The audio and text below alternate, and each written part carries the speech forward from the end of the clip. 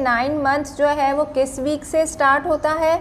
और एक और कमेंट इसी तरह का आया था कि 35 वीक्स कौन सा मंथ। अस्सलाम प्यारे दोस्तों, सबसे पहले आप लोगों को ईद की बहुत बहुत मुबारकबाद। हम चलते हैं आगे और बहुत सी इंफॉर्मेशन की तरफ। आगे बहुत कुछ हमें जानना है, बहुत कुछ अवेयरनेस हमें लेनी है, क्योंकि प्रेगनेंसी में जो सबसे इम्पॉर्टेंट चीज़ होती है वो आपका अल्ट्रासाउंड होता है। अल्ट्रासाउंड के ज़रिए ही आपकी गायनाकोलॉजिस्ट जो हैं वो आपके बच्चे को देख रही होती हैं, और आप भी जो हैं वो अपने बच्चे की खैरियत जो है वो अल्ट्रासाउंड के ज़रिए ही जांच रहे होते हैं। तो प्रेगनेंसी के दौरान सबसे इम्पॉर्टेंट काम जो होता है वो आपका अल्ट्रासाउंड होता है। अच्छा, सबसे पहले मैं एक कमेंट शामिल करना चाह रही हूँ। वो कमेंट मैं सर्च कर रही थी तो मुझे अभी मिल नहीं रहा था वीडियो बनाने के टाइम पे। उनसे मैंने वादा किया था कि मैं उनका कमेंट जो है वो ज़रूर शामिल करूँगी, और उन्होंने मुझे कहा था कि मैं इसके ऊपर वीडियो अपलोड करूँ। तो उनका सवाल ये था कि आप लोगों को पता है कि जब हम डॉपलर अल्ट्रासाउंड करवाते हैं प्रेगनेंसी में, तो होता क्या है कि इसमें समटाइम्स कुछ फाइंडिंग आ रही होती है।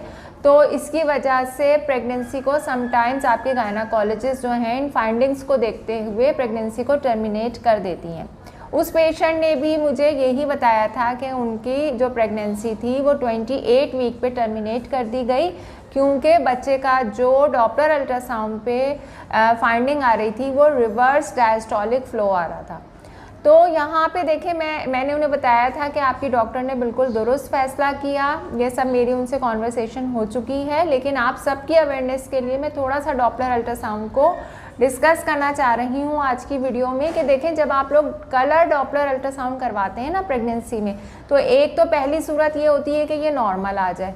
इसका मतलब ये होता है कि बच्चे को जो ब्लड फ्लो है जो माँ के ज़रिए जा रहा है बच्चे को, वो नॉर्मल है। ठीक है, तो ये तो नॉर्मल कंडीशन है, वेल एंड गुड है कि सब कुछ ठीक चल रहा है। दूसरी कंडीशन ये होती है कि थोड़ा सा ब्लड फ्लो जो बच्चे को जा रहा है वो थोड़ा सा कम हो जाए। इसे हम कहते हैं माइल्ड प्लासेंटल इंसफिशिएंसी, यानी कि माइल्ड चेंजेस आ रही हैं, थोड़ी सी चेंजेस आ रही हैं, ब्लड फ्लो जो बच्चे को जा रहा है वो थोड़ा सा कम हो गया है। ठीक है, तो अब ये जो थोड़ा सा ब्लड फ्लो कम होता है, इसके जो भी फैक्टर्स होते हैं, माँ को अगर शुगर है, माँ को ब्लड प्रेशर है, माँ को स्ट्रेस है, माँ की डाइट अच्छी नहीं है, पानी की कमी हो रही है, व्हाटएवर जो भी रीज़न है अगर, तो उसको ट्रीट करने की कोशिश की जाती है। ठीक है, अच्छा, अगर ये ट्रीट हो गया तो या तो ये माइल्ड पे ही रहेगा या फिर ये नॉर्मल हो जाएगा। तो अगेन ये वेल एंड गुड हो जाता है कि आपकी सारी जो प्रॉब्लम है वो ठीक हो गई। अच्छा, अब हम आ जाते हैं इसके नेक्स्ट स्टेप पे, जिसके ऊपर क्या होता है कि मॉडरेट प्लासेंटल इंसफिशिएंसी होती है या फिर सीवियर प्लासेंटल इंसफिशिएंसी होती है, जिसके अंदर क्या होता है कि बच्चे को जो ब्लड फ्लो जा रहा होता है वो या तो एब्सेंट हो जाता है या फिर रिवर्स हो जाता है। ये दोनों कंडीशन जो हैं वो थोड़ी सी सीवियर होती हैं, मतलब कि थोड़ी सी सीरियस होती हैं, जिस पे आपके गायनाकोलॉजिस्ट को फौरी तौर पे कोई भी एक्शन लेना होता है। अगर फ्लो हो गया है बच्चे को, यानी बच्चे को जो ब्लड फ्लो जा रहा है वो हार्ट की कुछ साइकिल के दौरान एब्सेंट हो जाता है, यानी उसके दौरान बच्चे को ब्लड फ्लो नहीं जा रहा होता। और इससे भी सीवियर कंडीशन ये होती है कि जब बच्चे का ब्लड फ्लो जो है वो रिवर्स हो गया है, यानी इसमें होता ये है कि अगर आपकी प्रेगनेंसी को कंटिन्यू भी किया जाएगा तो क्या होगा कि ये बच्चे को कोई खुदा न खास्ता ऑक्सीजन की कमी की वजह से, ब्लड फ्लो की कमी की वजह से बच्चे को कोई डैमेज भी हो सकता है अगर उसको माँ के पेट के अंदर छोड़ दिया जाए। तो इसलिए ज़्यादा बेहतर यही है कि एब्सेंट डायस्टोलिक फ्लो पे, और ख़ास तौर पे अगर रिवर्स डायस्टोलिक फ्लो हो गया है तो बच्चे को जल्द से जल्द डिलीवर करा लिया जाए।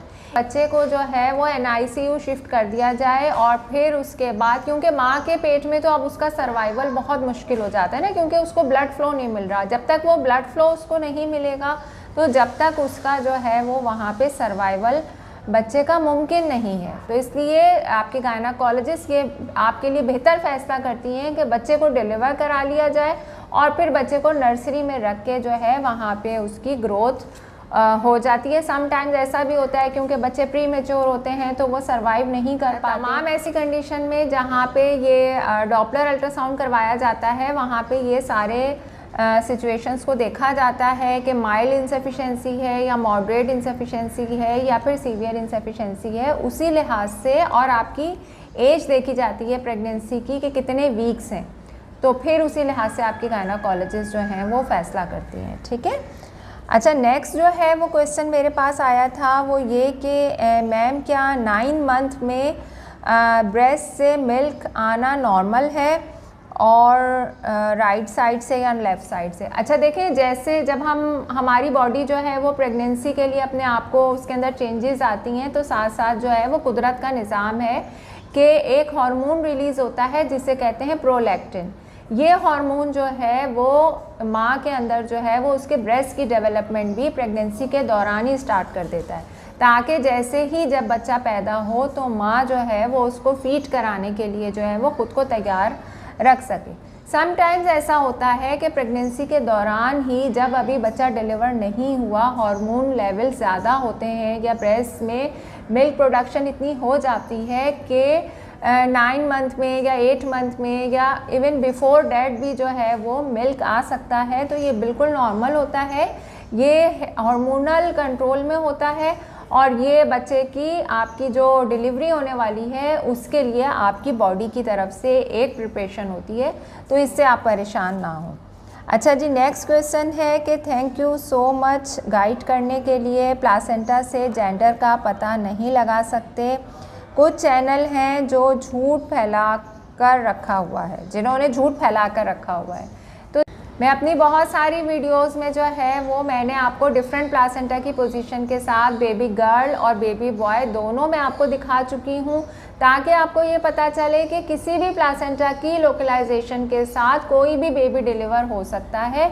तो आप इसको प्लासेंटा देख के ये डिसाइड नहीं कर सकते कि आपके लड़की आने वाली है या लड़का आने वाला है। अच्छा जी, नेक्स्ट कमेंट जो हम शामिल कर रहे हैं वो ये कि 9 मंथ जो है वो किस वीक से स्टार्ट होता है, और एक और कमेंट इसी तरह का आया था कि 35 वीक्स कौन सा मंथ होता है। मैं पूरी वीडियो जो है वो वीक्स और मंथ से रिलेटेड जो है वो अपलोड कर चुकी हूँ, और अगर आपने नहीं ये वॉच की है तो आप लोग वॉच कर लीजिएगा।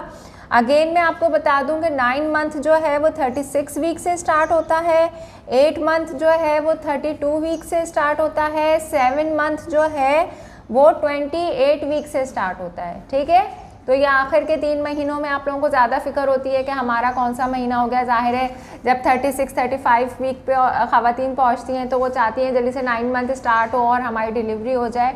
तो 36 वीक से 9 मंथ स्टार्ट होता है। ठीक है, और 32 हफ्ते पे 8वां शुरू होता है और 28 हफ्ते पे 7वां महीना शुरू होता है। या नोट डाउन कर लें और ये वीडियो देख लीजिए ताकि आपको मंथ और वीक्स का जो वो है सही से समझ आ जाए। अच्छा जी, नेक्स्ट कमेंट हम शामिल करते हैं कि डॉक्टर प्लीज़ गाइड मी कि if a patient obese with history of hypertension in pregnancy only in pregnancy, क्या नॉर्मल डिलीवरी हो सकती है? देखें, अगर किसी की प्रेगनेंसी में हाइपरटेंशन हो रही है, खाली उसका ब्लड प्रेशर ज़्यादा हो जाता है, तो इसे कहते हैं PIH यानी प्रेगनेंसी इंड्यूस हाइपरटेंशन। जब इनकी डिलीवरी हो जाती है तो ब्लड प्रेशर नॉर्मल हो जाता है। ये बहुत कॉमन सी मतलब कि हमारे यहाँ होता है कि प्रेगनेंसी में अक्सर ख़वातीन को शुगर हो जाती है, जब प्रेगनेंसी ख़त्म होती है तो शुगर ख़त्म हो जाती है। इसी तरीके से जब प्रेगनेंसी ख़त्म होती है तो ब्लड प्रेशर ठीक हो जाता है।